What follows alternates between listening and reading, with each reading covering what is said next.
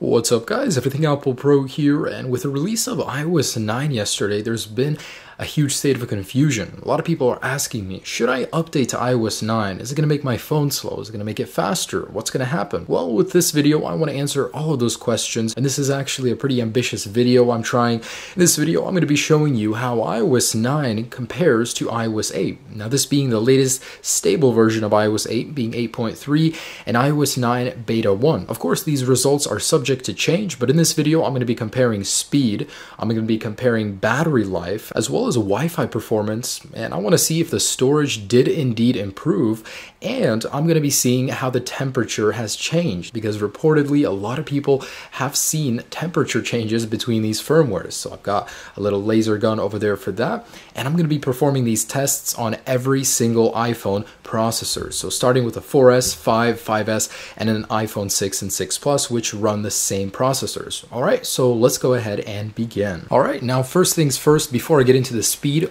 I want to see if Apple made true on their promises for improved battery life and storage. So Apple did say that the actual file system size would be reduced from 4.6 gigabytes to 1.3 on the larger devices, but I want to see how it improved on older ones as well. And I did run battery tests on most of these devices, so I can give you a little bit of an answer there too. Alright, so let me go ahead and show you on my iPhone 4S the beginning storage and where it ended up. Here was the beginning. It was 11.1 available on iOS 8.3. After updating, it actually consumed even more, so it reduced my storage size to 10.6 gigabytes available. Now on my iPhone 5, let's see where that left us.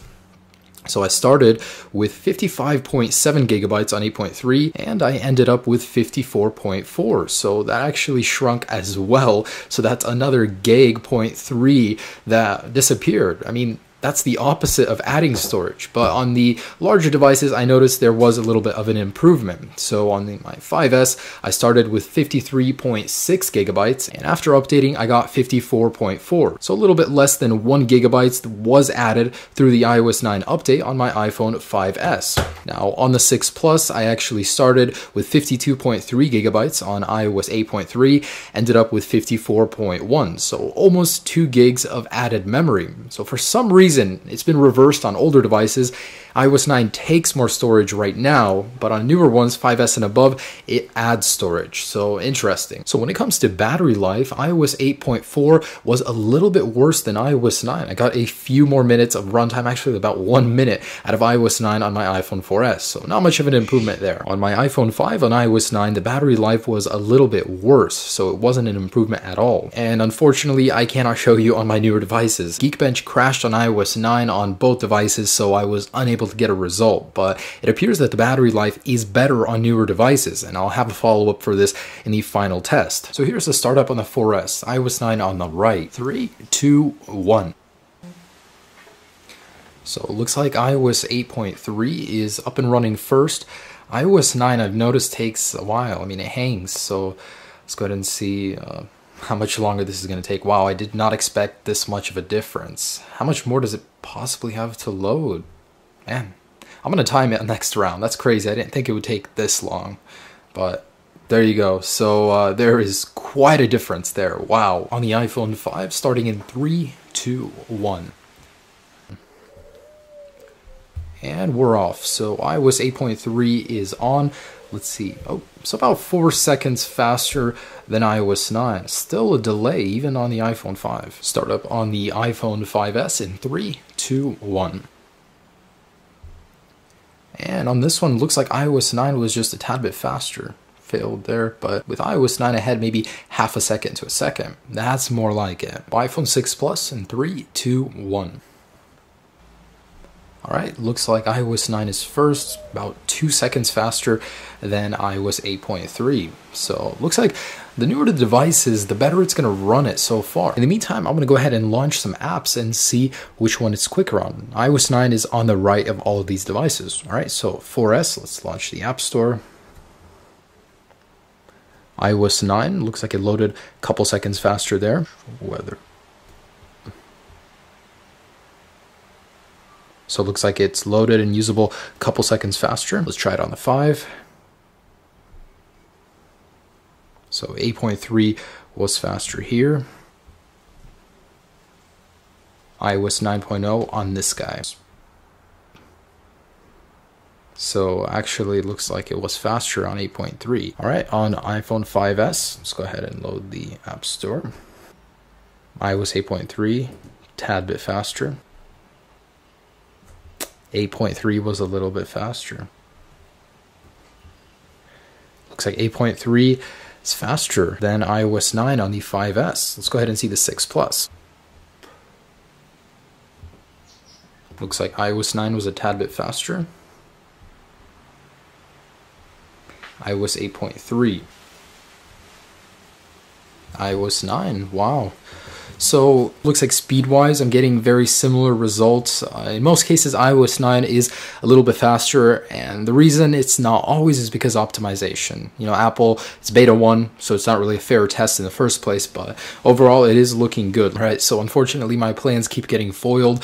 No speed test supports iOS 9 yet, but I did get an HTML5 performance test on html5test.com. It looks like iOS 9 does a much better job of supporting HTML5. Now, whether or not this incremental difference will make a difference in browsing, who knows? But for now, iOS 9 is looking good in terms of support for HTML5. And I'm just going to do a quick browser performance test. So I'm going to load Reddit on all of these devices, starting with the 6 Plus. iOS 9, a little bit quicker there. Try it on the 5. So again, a little bit quicker on iOS 9. iOS 8.3 was a little bit faster on the 4S.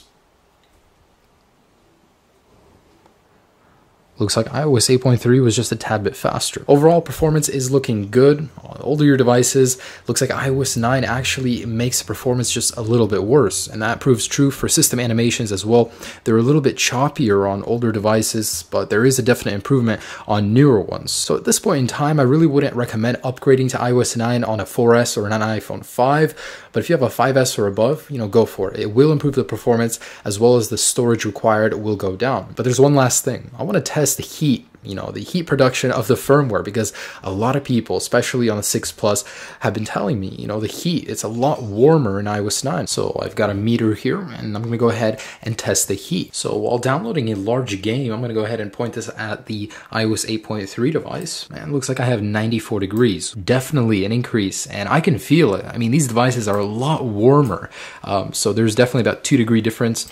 But when you start using it, you know, get into more intensive applications, then you will definitely notice a difference. I actually measured it once, 87 on this guy, and it was like 96 on the iPhone 6 Plus on iOS 9, and it's kind of ridiculous. Look at that, it's almost 98 degrees, 97. So definitely a difference there, about 2 degrees, 2.5. So guys, basically what these tests can tell us is don't update to iOS 9 just yet. It's just not that good for older devices. For newer ones, there is a slight improvement, but in terms of stability, you know, it's just not there. I could run it as a daily firmware, but I wouldn't recommend it just yet. You know, try it, install it. If you don't like it, you can always downgrade it, and I'll have a video for that very soon. But overall, iOS 9 runs warmer. It doesn't always add storage to your device, and it's not always faster. So hopefully the final version will be a little bit better, but for now, it's not ready for prime time just yet. Anyways, thanks for watching this video, guys. Hope you enjoyed, you know, just comparing iOS 9 to iOS 8.3. Again, hopefully it gets better in the future, but for now, it's just not there yet on older devices. Newer devices, it does get a little bit better. If you guys want to install it, it's super simple, and you can always go back to an older firmware, so don't even worry about that. And I do have videos for how to install it on my channel. So have a great day, guys. Peace.